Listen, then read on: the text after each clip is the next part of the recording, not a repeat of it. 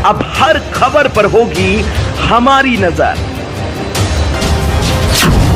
पल पल बदलती देश और दुनिया की हर खबर पाइए सीधा अपने मोबाइल पर।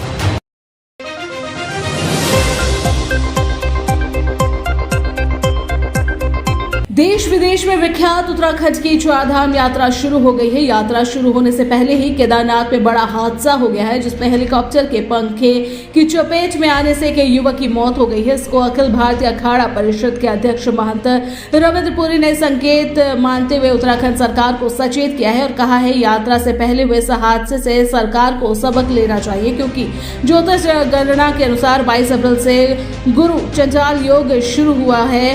10 मई से लेकर 30 जून तक चार धाम यात्रा पर विशेष सावधानी बरतने की जरूरत है। वहीं कांग्रेस के वरिष्ठ नेता हरक सिंह रावत ने व्यवस्थाओं को लेकर सरकार को घेरने का कार्य किया है। तो हरिद्वार बीजेपी सांसद रमेश पोखरियाल निशंक ने चार धाम यात्रा को सकुशल संपन्न करवाना बड़ी चुनौती बताया है। अखिल भारतीय अखाड़ा परिषद के अध्यक्ष महंत रविंद्र पुरी ने कहा कि चार धाम यात्रा शुरू हो गई है। संतों का दायित्व होता है कि राज्य के मुखिया को कठोर शब्द में सचेत करना। इनका कहना है कि राज्य में मुख्यमंत्री और प्रशासन से अनुरोध करता हूं कि ज्योतिष गणना के अनुसार 22 अप्रैल से गुरु चंडाल योग शुरू हुआ है। 10 मई से लेकर 30 जून तक चार धाम यात्रा पर विशेष सावधानी बरतने की जरूरत है। राज्य को दुर्घटना से बचाने के लिए मुखिया को राज्य ज्योतिष की जरूरत पड़ती है, इसलिए मेरा राज्य के मुखिया को संकेत है कि चार धाम यात्रा शुरू होने से पहले ही दुर्घटना हो गई है। यह संकेत अशुभ है। धाम यात्रा की व्यवस्था को लेकर विपक्ष सरकार को घेरने का कार्य कर रहे हैं। कांग्रेस के वरिष्ठ नेता हरक सिंह रावत का कहना है कि चार धाम यात्रा शुरू होने से पहले ही केदारनाथ में हेलीकॉप्टर हादसा हो गया। ये दुर्भाग्य की बात है। चार धाम यात्रा के लिए व्यवस्थित व्यवस्था होनी चाहिए थी, मगर सरकार द्वारा कोई भी व्यवस्था नहीं की गई है। वहीं बीजेपी के हरिद्वार सांसद रमेश पोखरियाल निशंक ने चार धाम यात्रा व्यवस्था को लेकर राज्य सरकार की सराहना करते हुए कहा कि चार धाम यात्रा शुरू हो गई है। इस बार यात्रा के पिछले सभी रिकॉर्ड टूटेंगे। यात्रा को लेकर श्रद्धालुओं में काफी उत्साह देखने को मिल रहा है। राज्य सरकार के सामने चार धाम यात्रा की व्यवस्था को लेकर बड़ी चुनौती होगी और इन चुनौतियों का सरकार सामना करके चार धाम यात्रा को सकुशल संपन्न कराएगी।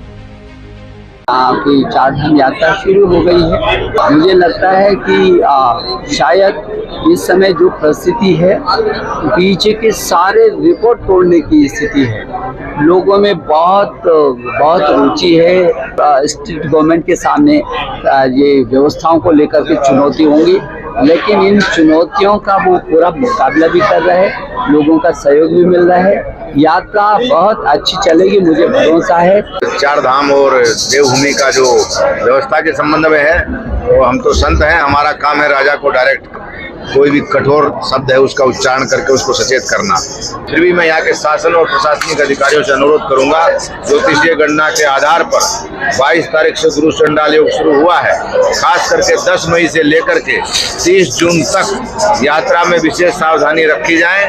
दुर्घटनाओं से बचने के लिए राजा को राज ज्योतिषी की आवश्यकता होती है, तो राजा के लिए मेरा संकेत ही काफी है। सचेत रहने की आवश्यकता है, क्योंकि स्टार्टिंग से पहले एक हत्या हो गई है। हेलीकॉप्टर में एक व्यक्ति का जो हमारे एक अच्छे अधिकारी थे जिनका दुर्घटना में मृत्यु हुआ है, तो ये संकेत शुभ नहीं है। इसलिए शासन को इस पर सचेत रहने की आवश्यकता है।